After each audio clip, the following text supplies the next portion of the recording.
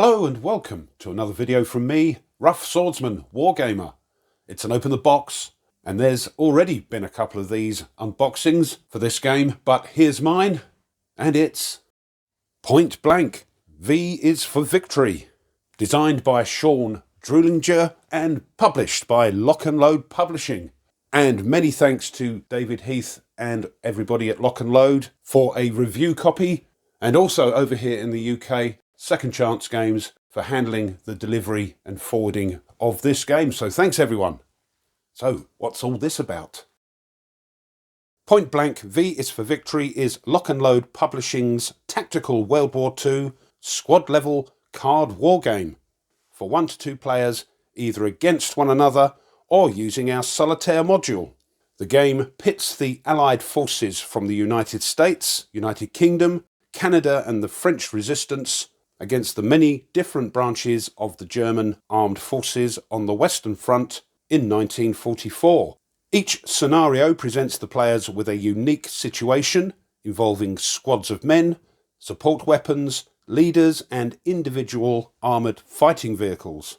Each scenario presents players with special victory conditions, such as defending or taking objectives, seeking and destroying their opponent's units, or one of many other different objectives.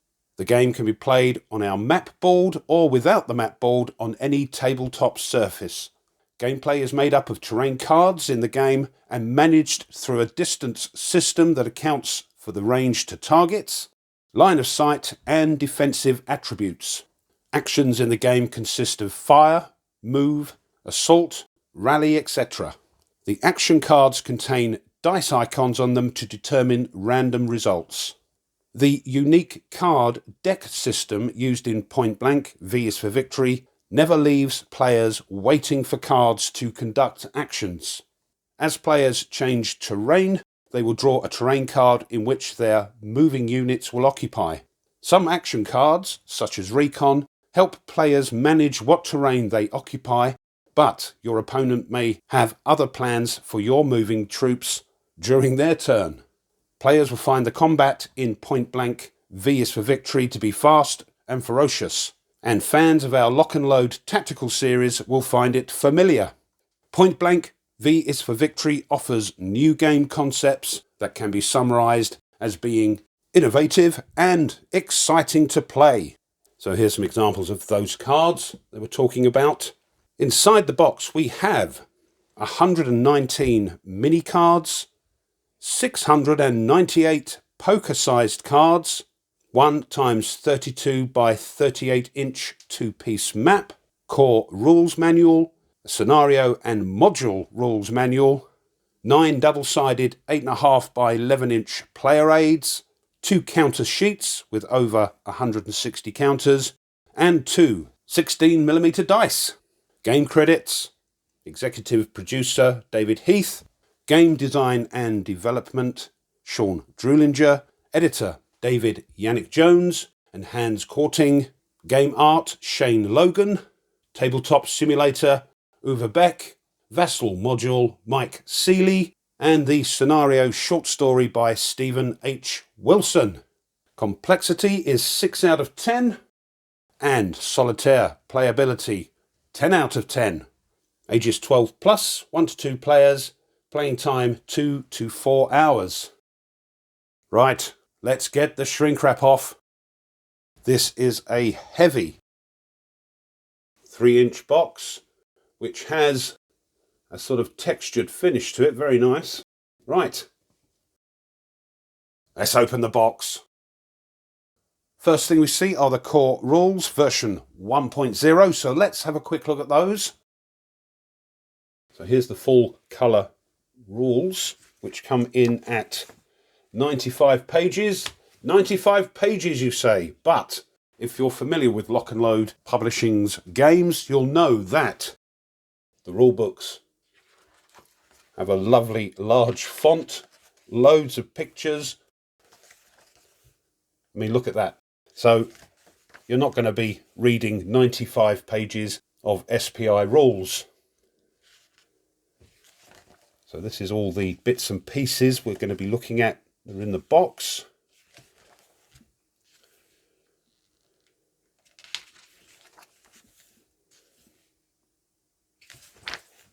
I won't go through it all because it is quite involved. But there we are, nice large font, lots of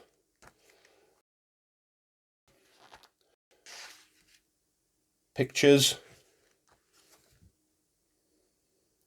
This looks like it's telling you, yeah, about the terrain deck, all the different types. So yeah, a lot of this will be explaining all the cards and what they do. Solo setup.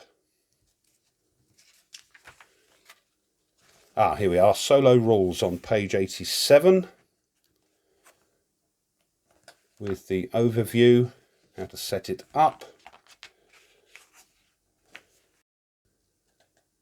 There we are. I shall be playing this solo. Other resources,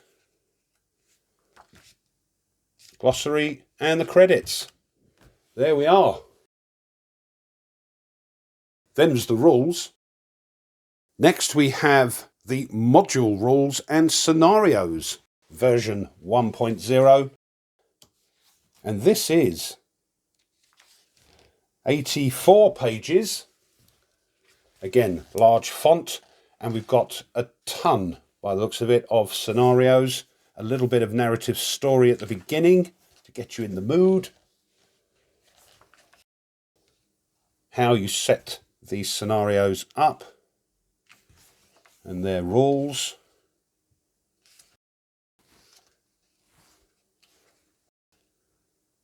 Designing your own scenario. This is what this is about. Meeting A, meeting B and meeting C with different amount of points for each side. Defender versus attacker. A and B. Yep.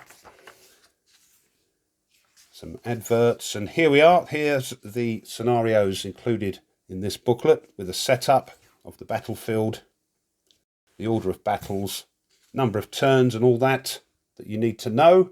Bedlam Bridge.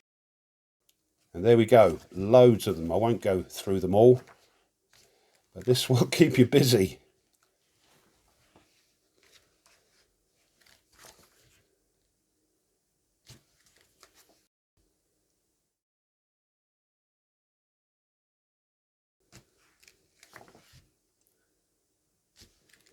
Loads of them.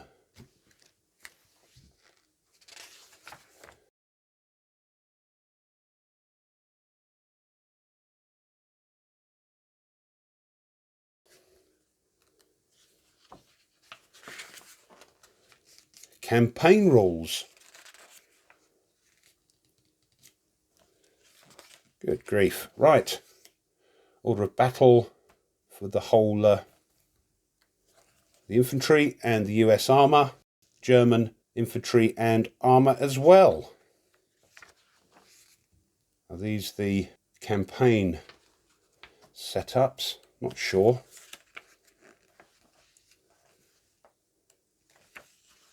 Look at that, that's going to keep you busy.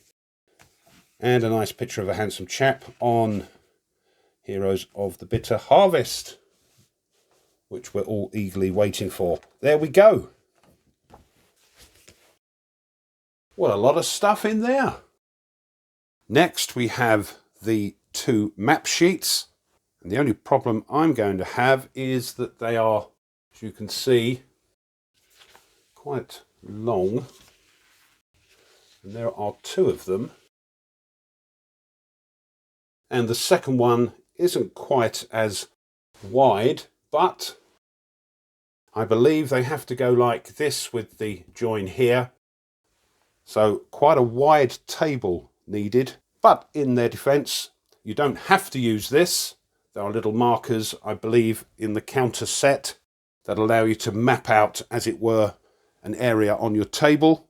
And some of these scenarios don't use the whole of the map, so you'll be able to utilize just the bit of the maps that are needed for that scenario. But they do look rather good. Next are the two counter sheets included. Here's the first.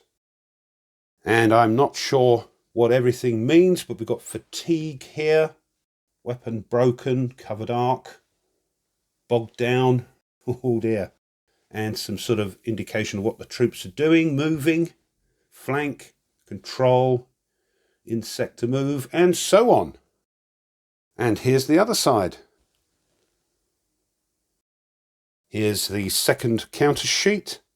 Some more weapon broken down here. Turn, counters, shaken, and area counters. These and these sector counters might be concerned with playing the game without the map, but don't quote me on that. And a quick look at the other side.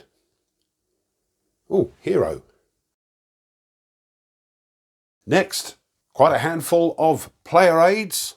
Let's have a quick look through those. Here's 1A. This is the phases of the game. And the other side, 1B. Bog, stacking and buttoned modifiers. And 2B, all the different firing tables it looks like. 3A, combat. And on the other side, 3B, some miscellaneous tables. Player aid 4A, melee, overrun, and some more miscellaneous tables. And on the other side, on 4B, we've got heroes and abilities. And we have 5A, game icons and the cards. And 5B has the leader summary tables and the shaken and fatigue tables.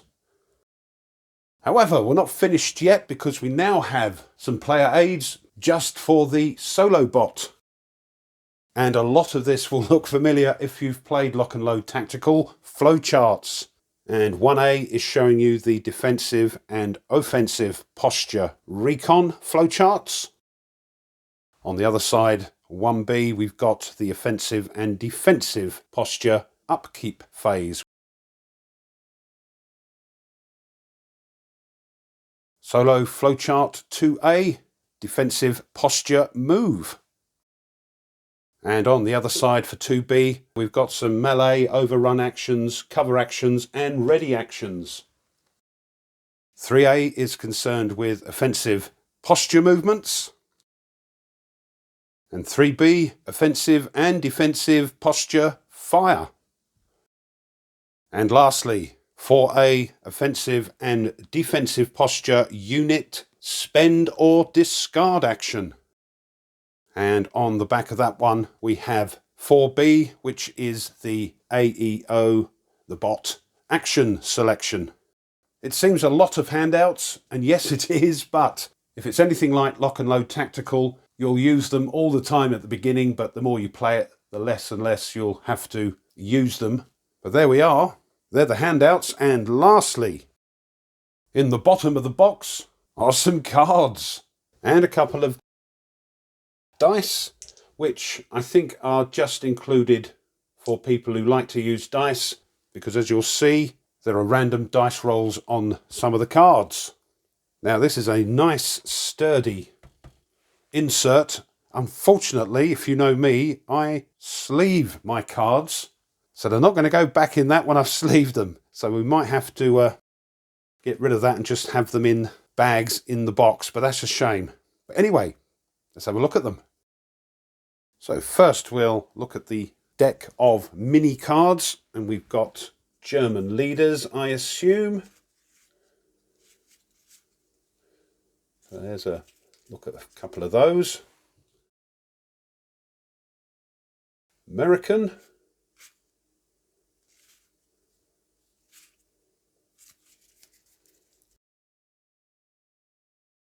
Couple of British leaders, lieutenant and a sergeant there. Couple of Canadians, another lieutenant and a sergeant. And a couple of the Free French. There's also equipment for each of the nationalities. Here's the German deck. MG34, flamethrower, 42. Panzerfaust, and so on and so on. There we are. American equipment, of course. Radios. Bazookas. M1919 med kits. Rhino.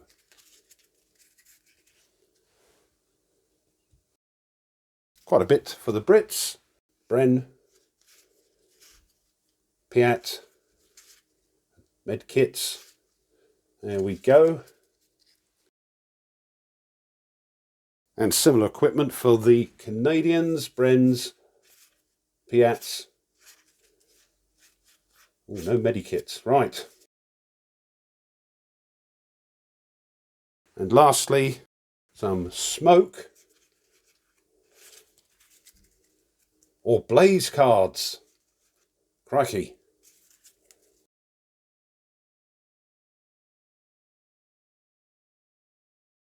Here is, I believe, the action deck, which sort of drives the game, I would have thought.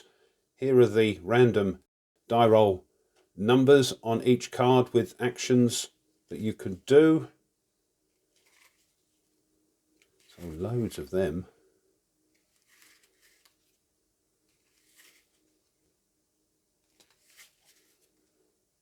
Some have got the German helmet on. Not sure if that means only the Germans can do it, but we'll find out. But a load of them.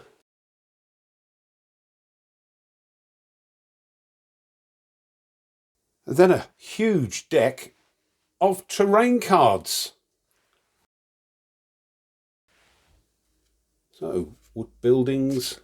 Not sure if this is the defensive value. Line of sight, that has to do with, I believe, Rex. Gully. So, crikey. Hedges, that's just half the deck. I'm loving the illustrations on these terrain cards. Lots of clear there. Marsh. Road. Stream, -1, I suppose. Yes, crossing, maybe. Wire. Nobody likes that.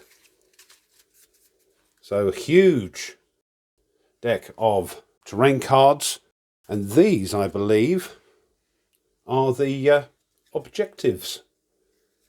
So take the crossroads, bridge, railroad, river, artillery position. So loads of these. I'm whizzing through them. So, and farmhouse.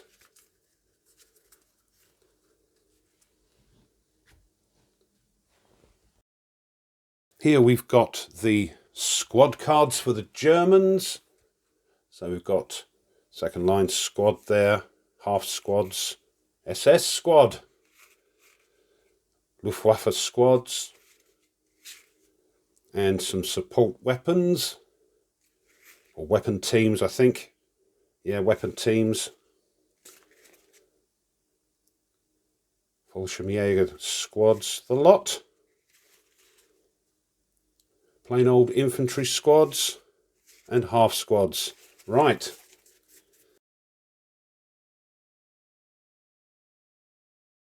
We've also got armoured fighting vehicles and transport vehicles. So, Panthers. There's a truck. And some anti-tank guns there. There we are. Not sure what all the numbers are yet, but I dare say we'll find out. Here are the Americans with their weapon teams, mortars, 50 cal, and their squads, half airborne, infantry, and half squads. And they're AFVs and transport vehicles and the like. M36, M20, M4A1, M5A1, M10s, lots. Some trucks and jeeps, M8, and an anti-tank gun.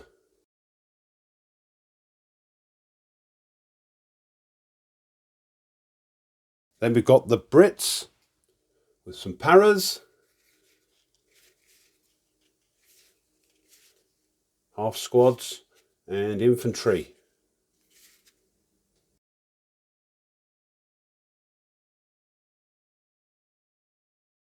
And their armoured fighting vehicles and other bits and pieces, Cromwells, Fireflies, and Tetrarch.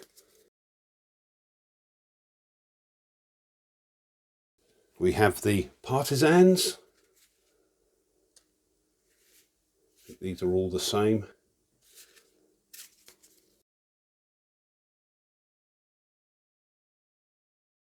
And then, last but by no means least, the Canadians, infantry, half squads. Let's move those up a little bit.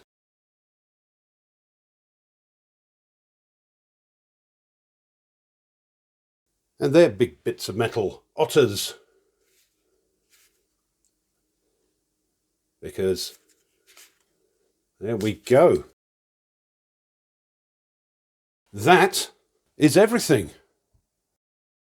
So this has been an Open the Box, an unboxing of Lock and Load's brand new tactical squad level game. Point Blank. V is for Victory, and designed by Sean Druelinger. Once again, many thanks to David Heath, Lock and Load, and Second Chance Games over here in the UK for getting this to me from the other side of the pond. Most appreciated. And actually, I can't wait to give it a go. Well, I hope you enjoyed that and you found it interesting. And if you did, and you're still one of the 50% that hasn't subscribed to the channel who watch my videos, then why not have a think about subscribing? Really does help. Pushing the like button of the video, the thumbs up, helps as well. And if you want to be informed of other content the channel uploads, then push the bell. Leave a comment. I know it's a lot of cards, but I do like my card games. Is it like Up Front? I don't know. I never played that, but I dare say greater minds than mine will let me know. But what I do like about the new Lock and Load games coming out and the new Lock and Load tactical modules coming out is they've got their own solo modules built in, which is wonderful. But tell me what you think. I love to read them. Thanks as always to my subscribers. Thank you very much. And as always, quickly, just before I go, if you wish to support the channel a little bit further, well, you can. You can buy the channel a coffee, and there's a link in the description for that, or push the super thanks button. And any donation will be gratefully received and helps with getting bits and pieces for the channel. So thank you. So until next time, as always, you take care and goodbye.